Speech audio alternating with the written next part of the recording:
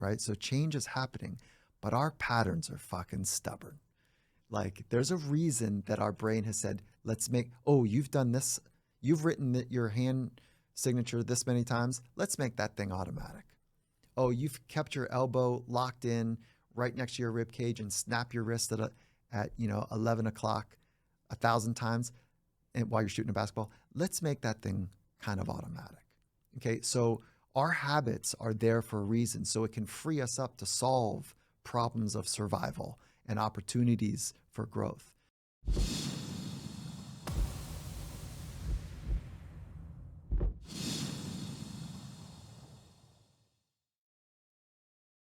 Well, joining me on the Freedom Pack podcast today, I have Dr. Michael Gervais, one of the world's top high-performance psychologists and leading experts on the relationship between the mind and human performance. Michael, thank you so much for joining me on the Freedom Pack podcast. Thanks for having me. I'm excited to be here with you, so looking forward to it. So I want to get all these guys listening and watching who may not be familiar with your work, may not be familiar with the topic of mastery or high performance. Just to give them some context, you have worked with extremely high performers. You've worked with the elite. Who comes to mind that you've worked with that embodies the meaning of true mastery? Who comes to mind right now? It's such a good question. So I'm going to answer it with a bit of context, is that by trade and training, I am a sport and performance psychologist. And so the way that I tend to look at mastery is twofold. One, it is mastery of craft, but I'm more interested in mastery of self. And I'm most interested in the intersection between both mastery of self and mastery of craft. So the folks that come to mind for me, one is Felix Baumgartner. And so Felix Baumgartner, if folks are not familiar with him, he was a gentleman who jumped from the edge of space in a project that was called Red Bull Stratos, and meaning stratosphere. And so it was an amazing project. He ran right to the edge of his capabilities. He was forced to adapt and adjust and build new skills that were required, new psychological skills for him that were required. And it was just incredible. It was a team effort. And he's one for sure that comes up. There's so many others. Kerry Walsh Jennings was a 5-time Olympian, 4-time medalist in women's beach volleyball for the United States of America. And she did something extraordinary as well. As she was the best in the world at her craft, yet had sacrificed her family. And that is not an uncommon theme for many of the best in the world, is that they're so committed to being their very best, to being sometimes the best in the world, that oftentimes there's a bit of a wake of destruction or an ignoring that takes place for the family. So what she did is she said, listen, going into my last Olympics, I want to do it, quote unquote, right. I want to be my best, which I believe is the best, and I want to have a great relationship for the 4 years of training with my family. And so those two things, I think, those two people, they hold big space for me. And there are so many others that maybe are listening to this podcast now that I've had the chance to work with. They go, what about me? And I go, man, each person holds like a dear space in my heart. Well, this is something I wanted to ask you a little bit later on, but seeing as you've brought them up, I'd love to dive right into it right here. You mentioned Felix Baumgartner there, and this is a question you've probably been asked a million times, but the reason I ask it is because I believe that the answer is a really great way for people to understand where psychology comes into play in high performance. And the question is, if you could explain how your involvement with Felix Baumgartner came about and at what point along his journey he needed you. Okay, that's really cool. And so let me add one more contextual bit of information. I love reference points and context to try to better understand anything in life. And so one more bit of context is that I said earlier, sport and performance psychology. So I'm classically trained as a psychologist, but the subspecialty is in consequential environments, which means that when people make mistakes, the most dire consequences can take place. Doesn't mean that they will, but they can take place. So Felix Baumgartner in the Red Bull Stratus program certainly is one of the most consequential environments that I've worked in. And let's just ground it. I spent time with Red Bull High Performance, kind of at the origin story of their building of their high performance program. And I was able to work with some extraordinary people for about a decade in the Red Bull athletic space. And it was about 4 years into the Red Bull Stratus project where Felix called the team. I was not part of the team at this point. Felix called his team, and he was in the airport and he was breaking down. And I say that with quote unquotes because he was breaking through. We just didn't know it at the time. And he was crying in the airport. And this is all public. There was many documentaries done about this. And he's crying in the airport and saying, "Hey team, I'm embarrassed. I'm sorry. I just can't take another step forward. And it's too much for me." And fear had overridden his ability to manage the duress and the stress and the pressure, which is a normal thing for anybody that's trying to push right to the edges of their capabilities. And in this case, it was the edge of human capabilities. This makes sense. This happens. This is part of it. And there is no pushing limits without getting to a limit. And so the team goes, right, okay, so let's find the right resource here. And they introduced me to Felix. Felix and I had good conversation about what he really wanted, and he wanted to go forward, even if it meant him dying. He just didn't have the ability to deal with that pressure. And of course, nobody wants to die, but it was like great clarity that walking away this way was not the way he wanted to complete this project. So then he and I are like, okay, well, I think we can do some work here. And we presented this option to the full team. And the full team was some of the hardened, most, some of the greatest aerospace engineers and test pilots in the world. And they clearly looked at me like I had 5 heads. And they said, look, we don't know about this psychology thing. This is the old guard, right? And they're like, we don't know, like, all due respect to your profession. And we just don't want blood on our hands. And we've never seen somebody come back from this type of emotional reaction to being in a capsule. And so that was his fear, is this sense of claustrophobia, because he had to be basically in a what you would see an astronaut in, that type of suit, for 5 to 6 hours. And he had to be in a pressurized capsule for 5 to 6 hours. And it was this feeling of being out of control, and claustrophobia was the triggering for his fear and stress response. So they said, listen, no disrespect, but never seen anyone come back from it. And we do not want blood on our hands because you convinced him, or and I'm like, listen, that's not what the science of psychology is. This is not about motivation. This is not about convincing or some sort of dark art to kind of twist his mind to actually stay in the capsule. It's not that. It's a basic psychological skills building and basic principles that he can work from to build those skills. And I can get into what psychological skills mean in just a minute. So they said, but we'll give this a shot as long as he can do the things that we need him to do in a low pressure environment on the ground. So in other words, he has to be in a suit for 6 hours on the ground, where up until that point, he couldn't be in it for longer than 5 minutes. So game on. So we go to work. We use really good science, which is the science of systematic desensitization, also known as flooding. And essentially, it's like, give somebody the right tools to be able to manage themselves in a stepwise approach of stress. So you start working these psychological skills in low pressure, and then work it all the way up to high pressure. And then you take a leap into the condition that you actually need to think clearly in. Okay, so that's how we do all skill development. Whether it's sport, we start free throw shooting in a calm environment, and then we put free throw shooting, with a little bit more elevated heart rate, and free throw shooting practice, with like some sort of stakes on the line, and then we're better at it when it's game time. So we do that skill development for physical and technical skills. This is no different. This is just psychological skills building. We deploy it and he cracked it. He did it. He did the thing in low pressure environments, meaning he was in the suit in the capsule for 5+ hours. Champagne and beer were flowing right after that. It was a major milestone.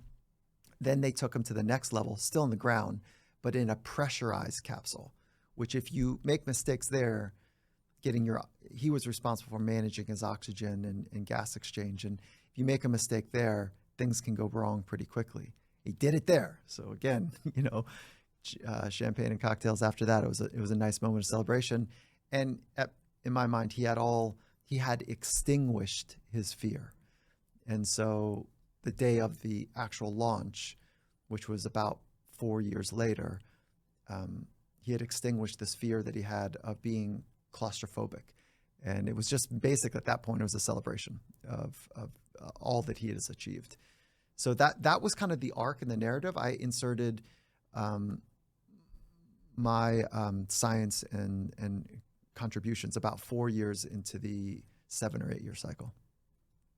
And I wonder what the sort of experience and challenge was like from, well, both you guys' perspective, because you've worked with people at the very top level of what they do, but those are situations where there are case studies to draw from. There are previous examples. There's almost blueprints out to get, if you are a footballer playing in the Champions League final, for example, hundreds have done it before, but this was a situation where he was literally reaching new frontiers. Nobody had done this before. There was no blueprint to fall back on. There were no examples to draw from. What was that challenge like? Because now you're working at not just the top 1%, you're talking the 0.00001% of something no one's ever done. Yeah, that's right. So I'll borrow a philosophy from Bruce Lee, of all people, which I think Bruce Lee is very special. And no form to break form. No structure to break structure. In other words, the idea is to be so grounded in science that you can know where you need to break free from the confounds of what worked in a laboratory and what is required to work on the frontier. And so you need to know your forms so you can break forms and create something net new. You need to know basic structures so that you can break those structures. You need to know the grounded science so that you can create and add to the body of science. And that's what we did. We used grounded science. And then there was moments where I was like, oh shit, it's not working the way that, it's held up before. So he and I were partners in it, and we had to figure it out as we go. And so full informed, dialogue about this science isn't holding up, that science is. I think we need to add and tweak this and form it. And so it basically is this idea that we all individually are a work in progress. We are a working laboratory in and of ourselves. And we only get one physical go that we know about, at least. There are people that believe in reincarnation, of course. My orientation is I get one physical shot at this thing, and I want to live it to my fullest, and I want to be connected and partnered with people that are wanting that same for themselves and their loved ones. So there's just a partnership that takes place, and there's deep trust. Like, I'm sorry for using locker language here, but like that shit doesn't come easily. It keeps you up at night when you are truly working on the frontier, knowing that when things go wrong, somebody that you care about, that they've trusted you, it could be over. And we need people like Felix. We need people like Luke Akins, who calls me up and says, Mike, I want to jump from 30,000 feet. And that's kind of where airliners jump from. And he says, but I want to do it differently. I want to jump without a parachute. And I want to land into a 16-story net that I want to build with my team. He says, are you in? And instantly, like, that's a yes or that is a binary outcome. Either he hits the net or he doesn't hit the net. And if he doesn't hit the net, game over. From 30,000 feet, terminal velocity, game over. If he does hit the net, we're still not sure if he's going to make it. We don't know if the net will hold. We don't even know if he'll hit the net for first part. We don't know if the net will hold. We don't know if he'll break his back. We don't, there's so many variables there. And then, are you in? That basically means, are you willing to lose sleep? Are you willing to risk love? Are you willing to be part of this edge pursuing project? And so those men and women that are pushing the frontier of human potential, some do it in physically challenging environments and others don't. But we need them. We need them to show us and remind us of what we are capable of. We need the Alex Honolds of the world to demonstrate what full command of craft and mind means. We need the Luke Aikens, and that project, if you want to look that up, was live on TV, actually. It was called Heaven Sent. And so we need them to show us and remind us and be a beacon force, reminding us that there's so much more that we are capable of. Most of us have no idea what we're capable of. And we hear that word, living to our potential, and we hear the word like, you've got so much potential. And it becomes a bit overwhelming because it's hard to know what one's potential is. And so it feels like we're falling short of that, because if you're not day in and day out fundamentally pushing up against the edge of your capabilities and then finding high water to recover, and then getting in the deep rapids again of your limits, and then finding high ground to recover, you will never know. And I will never know what I'm capable of. So let me just kind of round this inside out here. I can hear in my own head, I'm talking a lot, but round this inside out is that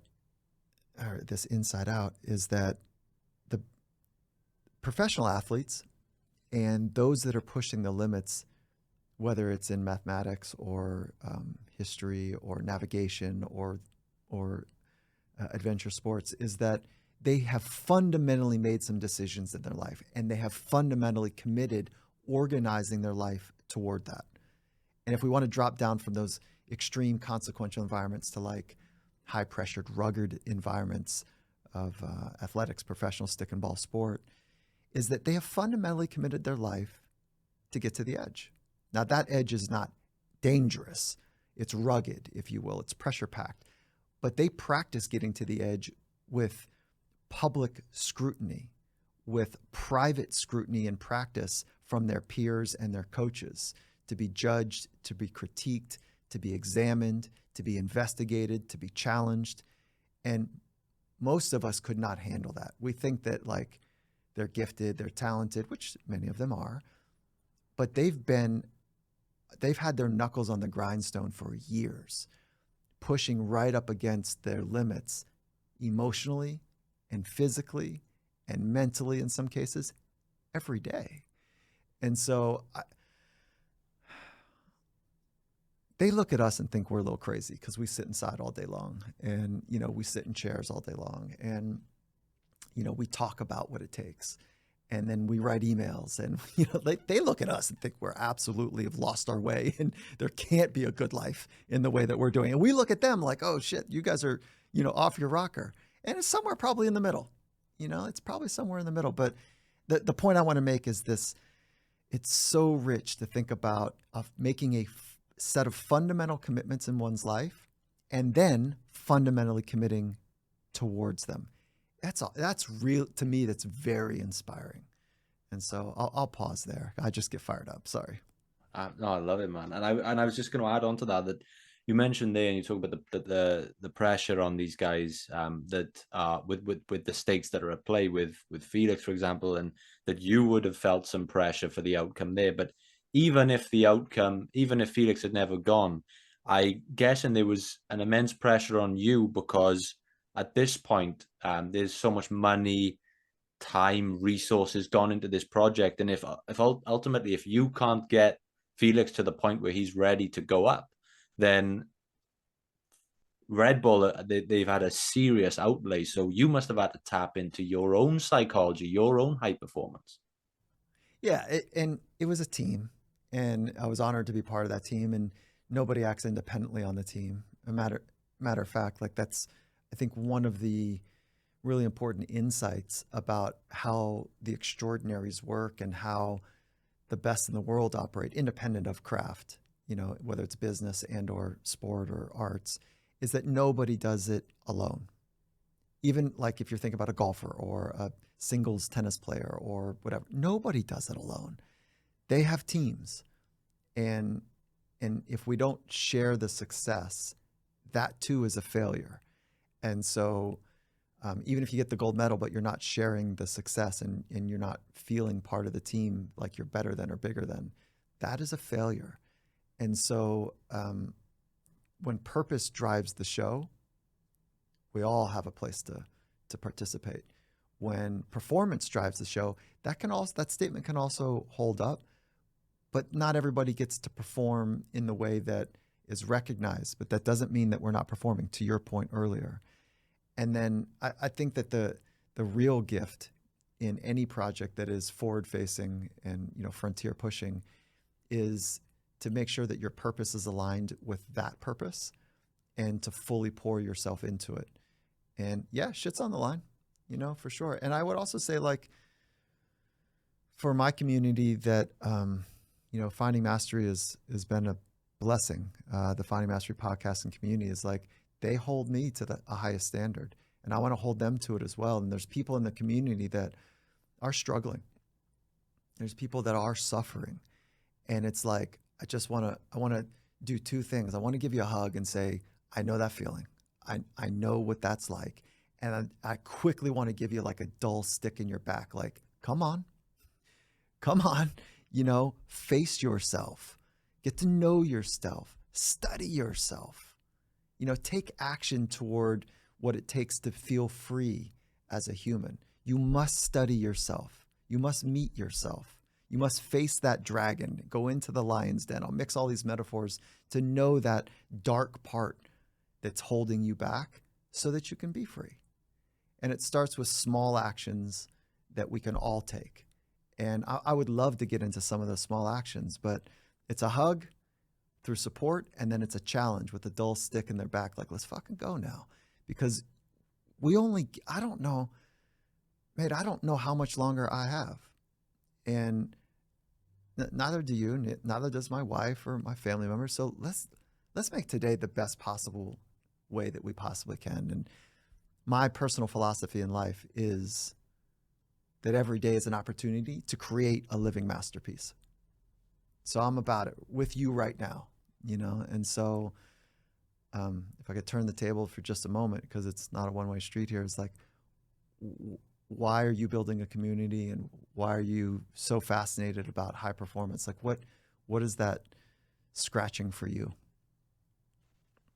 I mean, for me, this whole podcast started when me and my co-host we left university, and we were in a place where neither of us really knew what we wanted to do. You mentioned purpose there. We really didn't have any sort of purpose. We were both in jobs we hated, and it sort of led us to this personal development world about high performance, bettering yourself, finding meaning in what you do, finding purpose in what you do. And we started meeting up regularly and reading these books, and listening to podcasts and guys in this space like yourself, and discussing these ideas back and forth. And we thought to ourselves, like, it took us a while to find this information. And if we can sort of take this information and give it to the people who need it, who may not know it even exists yet, that sort of lit a fire under the two of us. And that's why we jumped into this world. And I think with topics like high performance now, I'm just so driven on, really getting into the nitty gritty, finding those details, and sort of getting the information from the people who have it, like yourself, and giving it to the people who need it. And I think that's what drives me. That's what drives this podcast. And that's what's up. I love that. And I think that I hear that last bit, which is like giving it to people who need it. And then my antenna perks, which is takes me back to when I was 15, and I'll share that insight in just a moment. But I think that there's a difference between people who want it and people who need it. And I'm not so sure that those worlds collide very easily. And so I wonder if thinking about people who want it is different for you than people who need it. And I made that decision early on, is like, I only want to spend time with people that, like, we've got a similar energy and a similar kind of purpose and passion. And it's to try to bring people along that don't really want it but do need it. I am terrible at it. It's like, I don't understand. And there are better people, that are more highly skilled in that area than I am. And so I don't understand it. So I wonder how I want to learn from you. Is it about people that need it or people that want it? I can only reflect on my own experience and when it found me. It came to me not because I wanted it. I wasn't seeking it out. It was a very organic process for Mm, me. I didn't necessarily want the information, but it sort of fell on my lap at a time where I was probably at my lowest. And I think that's why mm. it had such an impact on me. I really did need this information, to be in this personal development space. And I think that that's why it's had such an impact on me, that it came Oh, to that's me that's at a interesting. point in my Yeah, life when I really was desperate for it. yeah. There you go. There you go. And when you're saying that, are we talking like uh, the dark places of suicide, or was it like a depression, or was it highly anxious? Highly anxious, and there were, yes, there were a lot of very low points, coming out of, like I said, coming out of university, realizing that I was in a place I really didn't want to be in. I didn't have any real motivation to wake up in the morning. So everything was a struggle. Getting to my job was a struggle. Getting through the Mm. day was a struggle. So they were like real low moments. And, that's where the comparison started coming in. You start looking at other people your age, what they're doing, Mm. comparing yourself to everyone and everything. And I would say that was my lowest point. And then when this fell on my lap and it gave me a sense of purpose, all of a sudden I'd wake up in the morning and the first thing I would think about is this project. It gave me so much purpose, and yeah, it sort of transformed everything for me. So that I see myself in what you just said, is like, that's when I was 15. I had that same type of like, oh man, like, geez, I struggled through late high school and college. And I wish that I would have had access, like you were providing access to people at that age, and I didn't. And the field of sports psychology was just emerging, and I didn't find it until I was like 20 something. Thank God. Like, honestly, I don't know. I don't know. The world does not need a 20-year-old Mike Gervais. Like, let's be clear. So all that being said, is that thing that you talked about is like comparison and, that relationship with others and the performance identity piece. I just spent the last 2 years researching that. And if I could just share this without being tasteless, the 2 years turned into, well, actually the way it started is I wrote a blog on Harvard Business Review, and they called me 12 months later, and it was on this very topic. And they said, hey, you were the most downloaded article on Harvard Business Review for the last 12 months. Can we turn this into a book? And I was like, oh, damn, like, bad timing. Like, thank you, but really bad timing. Like, I'm neck deep in some projects. And so 12 months later, they called back and they said, you did it again. You did the 24 months. You were the number one downloaded podcast. Like, well done. I'm sorry, the number one downloaded article. Well done. Can we do a book? I said, yeah, now's a great time. So I went 2 years into the cave to research like, what is the greatest constrictor to one's potential? And what I came out with, I should say, I was thinking like I came up from below water, is that I think the greatest constrictor, or one of the greatest constrictors, I'll leave room for space for more, is that it is fear of people's opinions, is one of the greatest constrictors of human potential. And cleverly, we call it FOPO, right? And we think that this is like the thing. It's like the water that we drink. It's the air that we breathe. It is something that most people don't quite realize that is the real struggle that they're feeling. And we've tied that to our ancient brain trying to solve modern day problems. The ancient brain is highly tuned to getting kicked out of the tribe. And so we're constantly checking others to see if we're accepted or near rejected.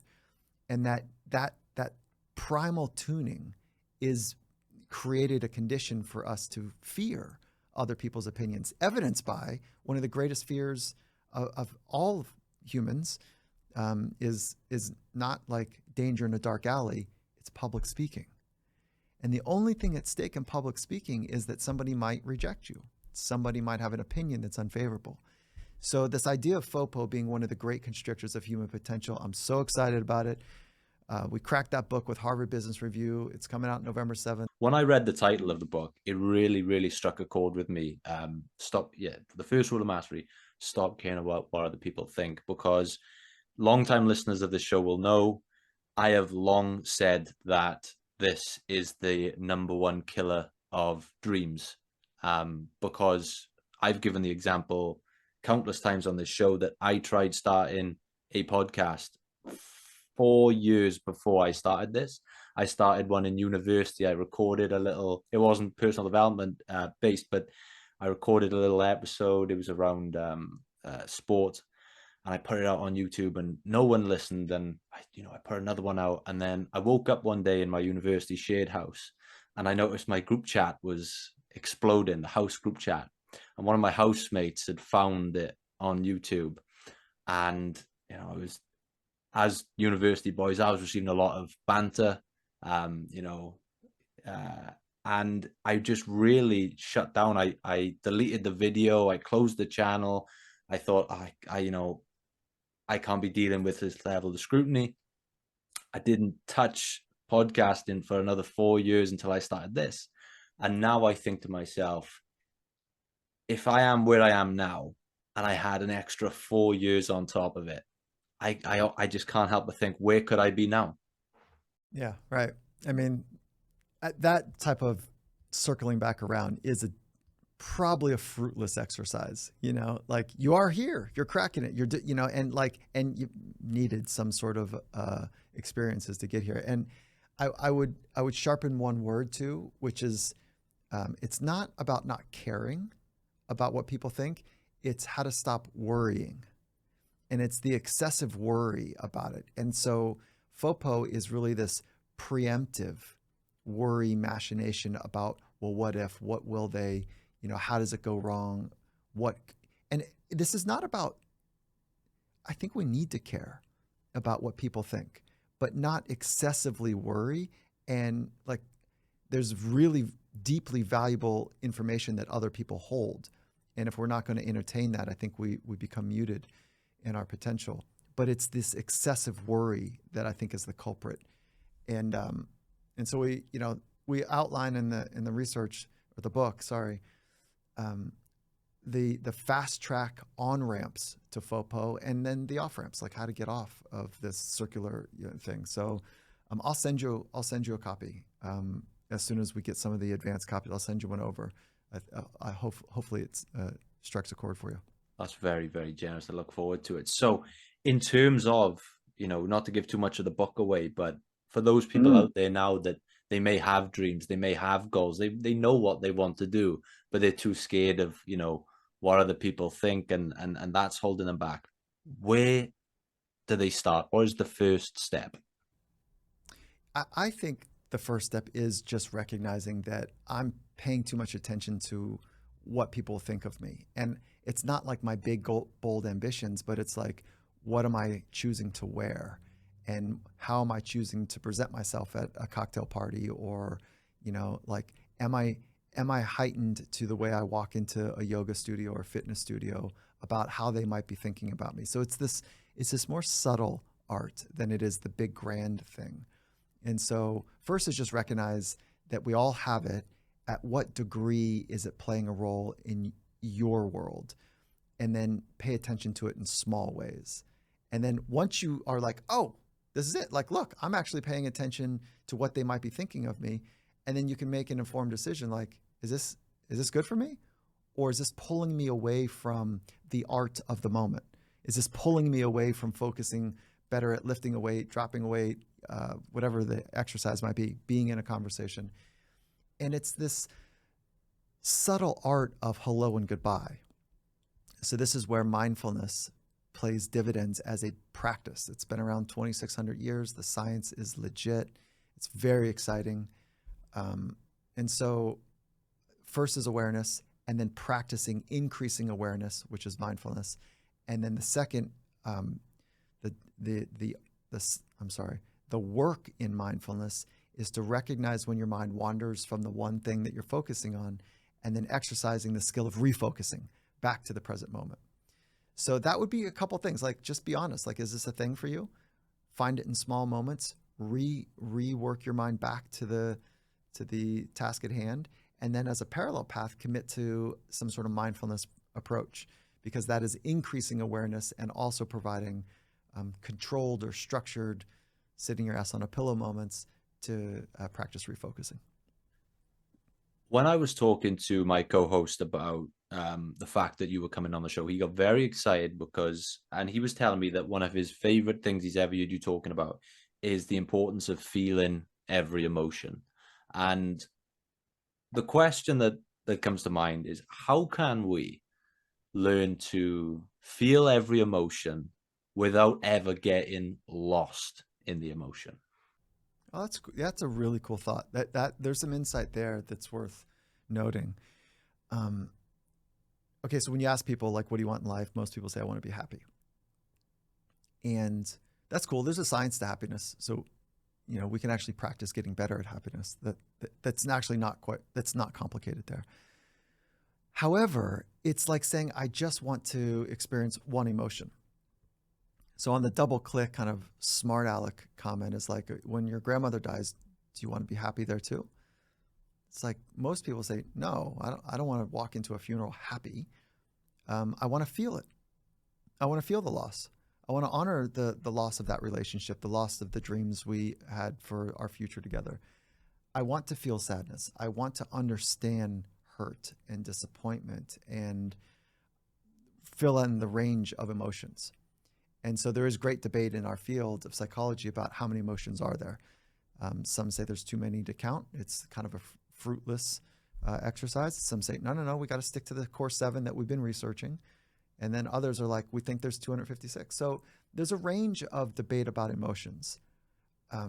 I like to kind of make it super simple and think about 4 primary emotions, even more reduced than the 7 primary. And the 4 primary are, they feel orthogonally different, each one of them. And for me, they can hang on a scale. And I'll give you the 4 words here in a minute, the 4 emotions.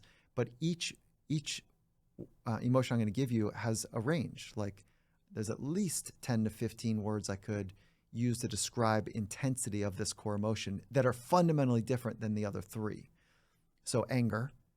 Okay, so the most anger is rage. And then a 5 on the anger scale, let's just call it anger.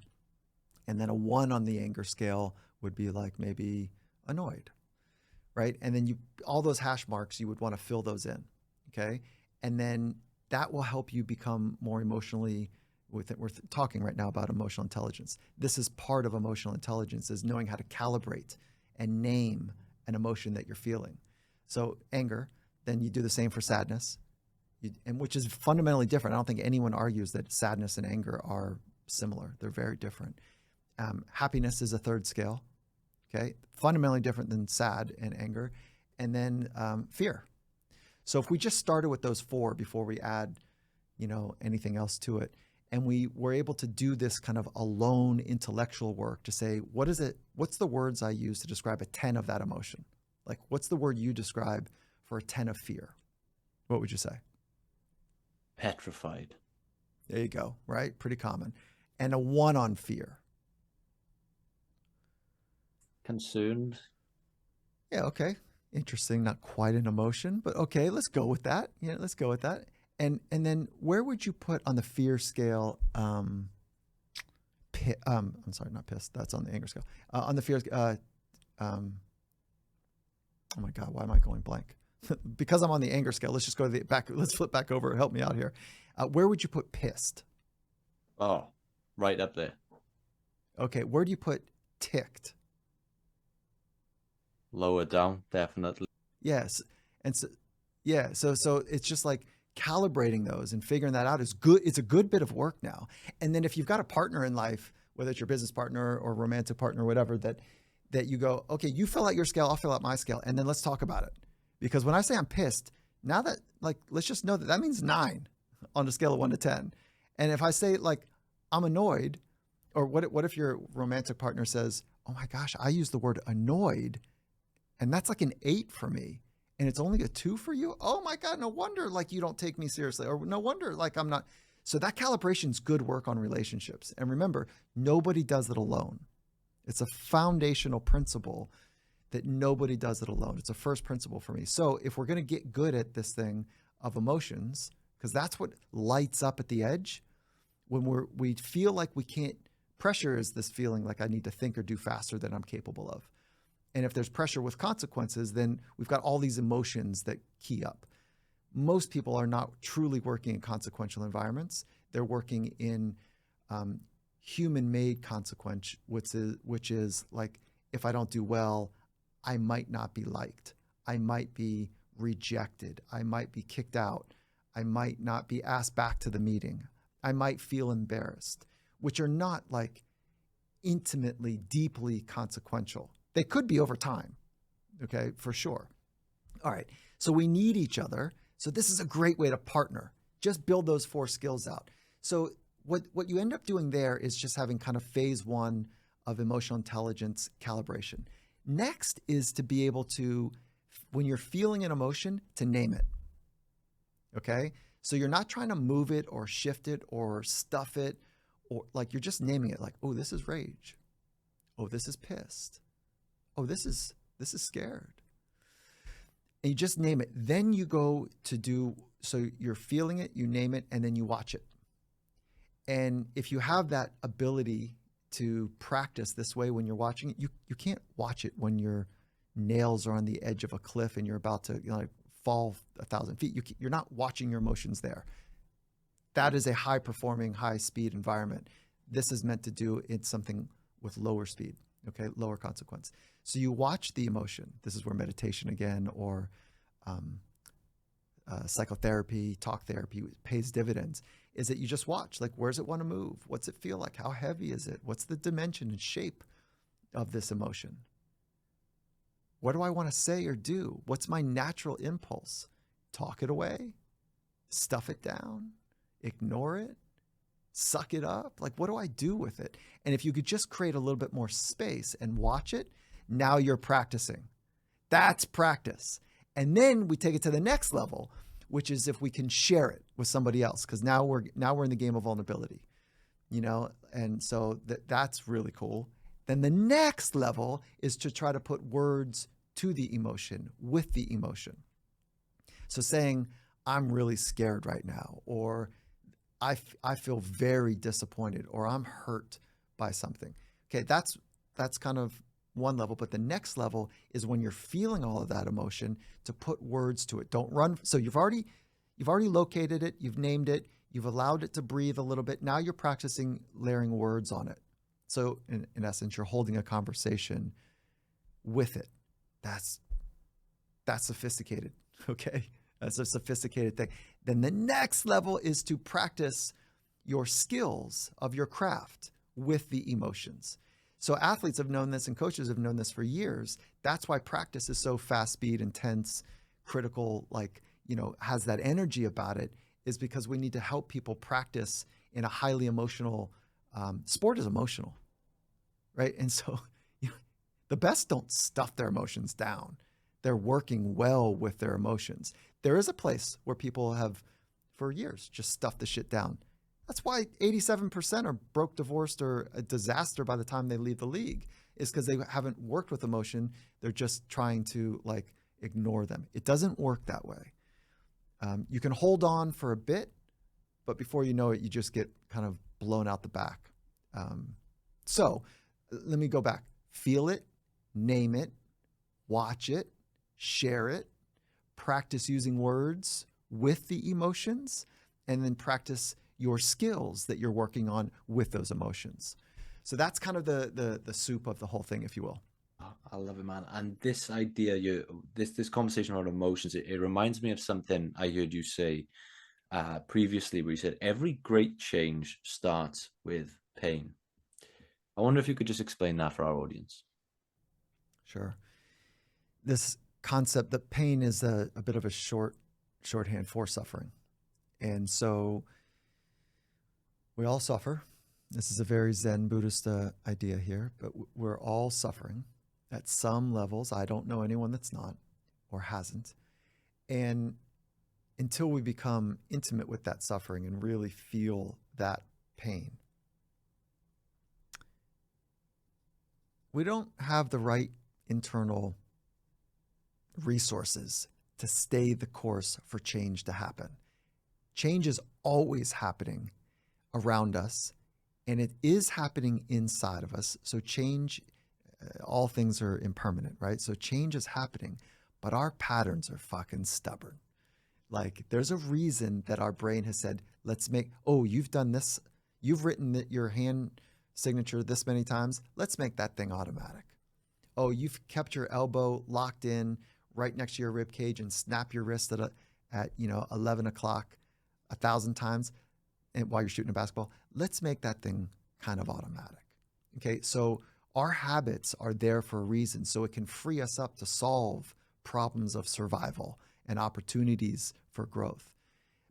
So what I'm talking about is when we have hit our head against, the concrete, if you will, and it's not until then do we really make the changes that are required for that freedom and growth and buoyancy and love and sense of fullness that I think most of us want.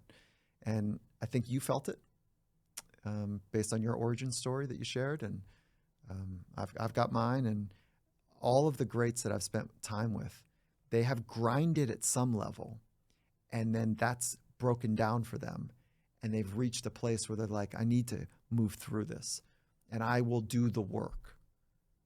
I will put in the work. I know how to work, and this is emotional work. Okay, I'm in. Let's go. I just need to work better with my thoughts because emotions are part of the game. I'm in.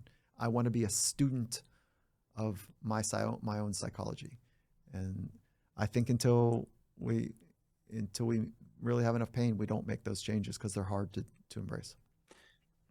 When I was thinking about this idea of pain and loss and how it plays into change, it also made me think about how it is a player in leading a good life ultimately. And there was this quote I found online. I can't remember who said it, but I'll read it here. It said, "The most beautiful people we have known are those who have known defeat, known suffering, known struggle, known loss, and have found their way out of the depths. These people have an appreciation, a sensitivity, and an understanding for life that fills them with compassion, gentleness, and a deep loving concern.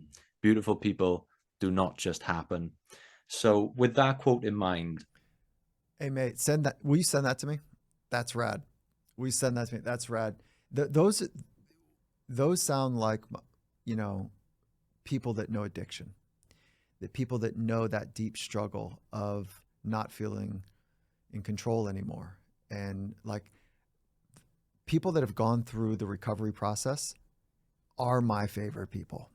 And because there's an honesty, they said, I'm fucking done white knuckling this thing.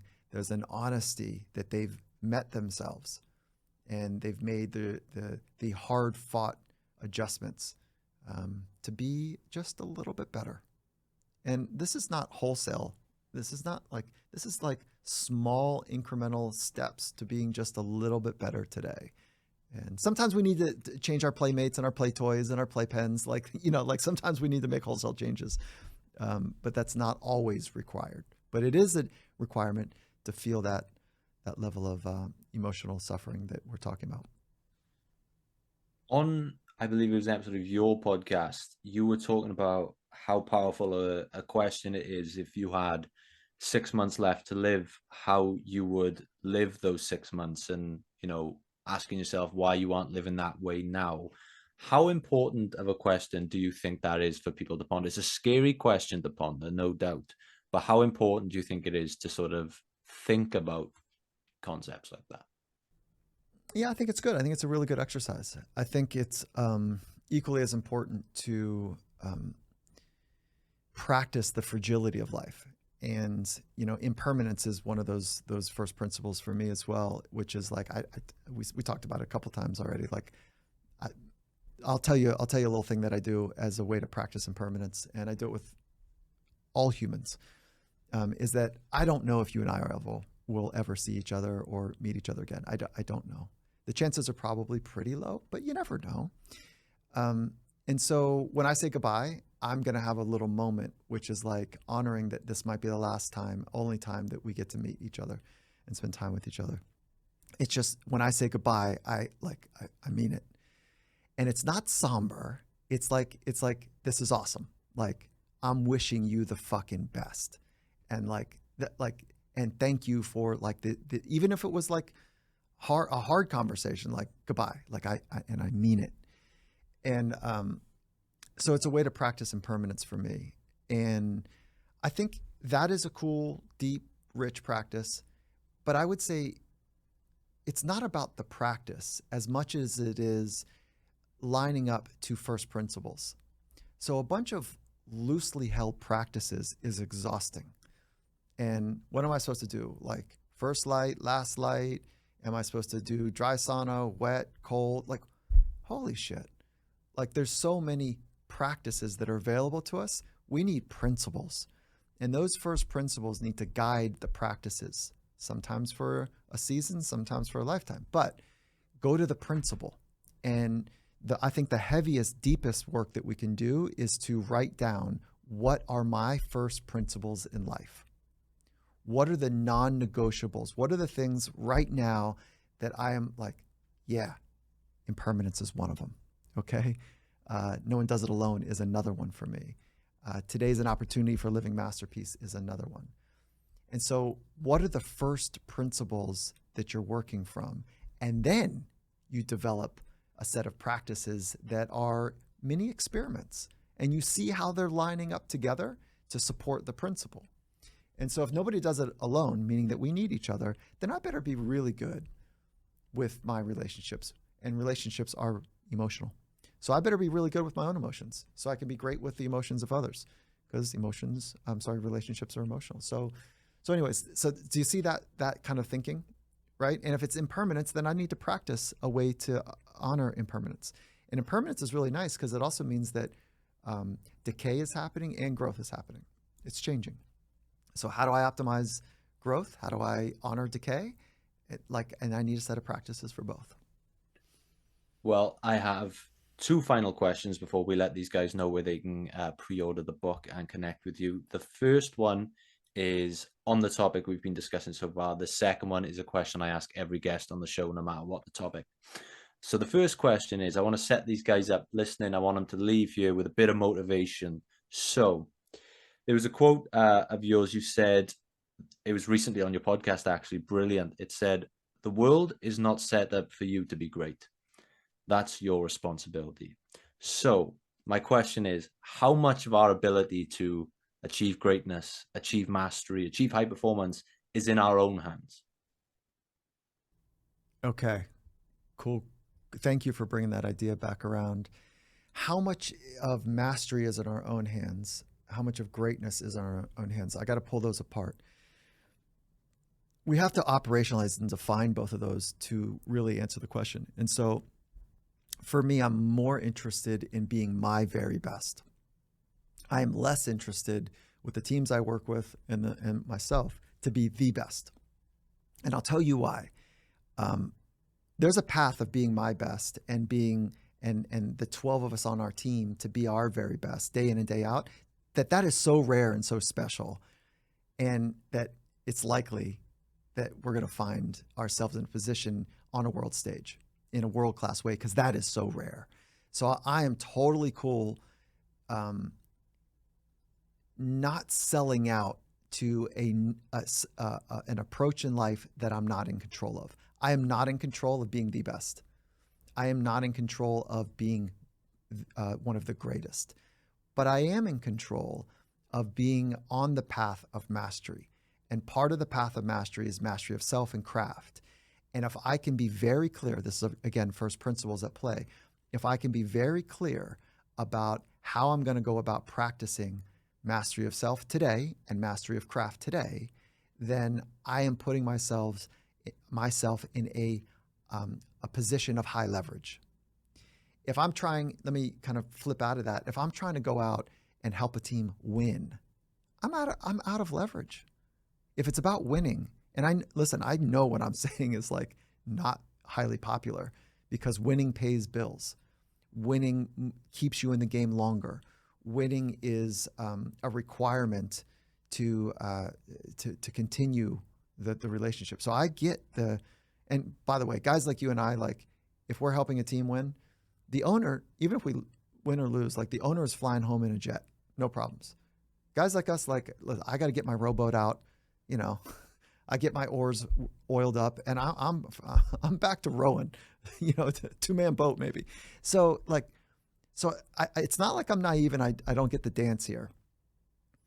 But I want to be in a position with great leverage. And that great leverage is autonomy and agency and locus of control. I know those are all fancy psychological words. We could open them up if you want. Self-efficacy efficacy means power. And there's 5 ways to develop a sense of efficacy. Those are the ones. Those are the ones to triple down on. And if I can look at my teammates at Finding Mastery, and what we're doing is taking best practices of sports psychology and crosswalking those into businesses and sharing with business leaders how to use this beautiful science for their people to be their very best.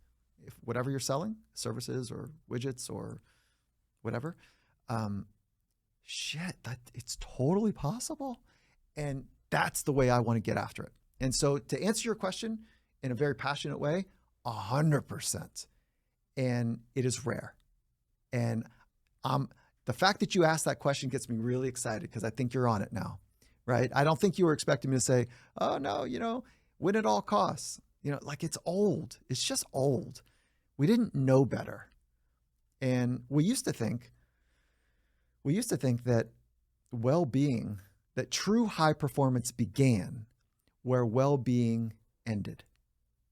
I can't believe that I thought that was a first principle. I mean, the hell was I thinking? What were we thinking? That was an idea. Like, you're not even in the game unless you understand you've compromised some health. There's some truth to it, but it doesn't need to be that way. There is a better way, and we can thread that needle where we're sitting right at that intersection of the psychology of high performance and the psychology of well-being, and we got practices that create excellence, mastery for the long haul, both of self and craft. And so that's what gets me fired up, mate. Well, Michael, the number one indicator of a good interview for in my experience is when I get answers and I'm instantly flooded with 100 more questions, and I feel like I could talk to you all day long. God. But hopefully I get the answers to those questions when I read the first rule of mastery. But before we let everyone know where they can find that, my final question I ask every guest on the show right now, for Dr. Michael Gervais, what makes life worth living? Oh, cool question. Like, it's a very simple answer for me. And what makes life living is the space between. And being able to live in that space between words and feelings and relationships. And like, it is the relationship with myself, the relationship with others, the relationship with Mother Earth, and the relationship with robots that are coming. It's the space between and the relationships between my thoughts, words, and actions, your thoughts, words, and actions, that promise and that purpose that we're lining up. It is the space between those two. And I'm borrowing that beautiful phrase from Dr. Viktor Frankl, which, there's a space between stimulus and response. And we're actually not sure that he actually said that. We're actually not sure that it's attributed to him, but like, I think he's so special. I'm happy to give him, all of that credit.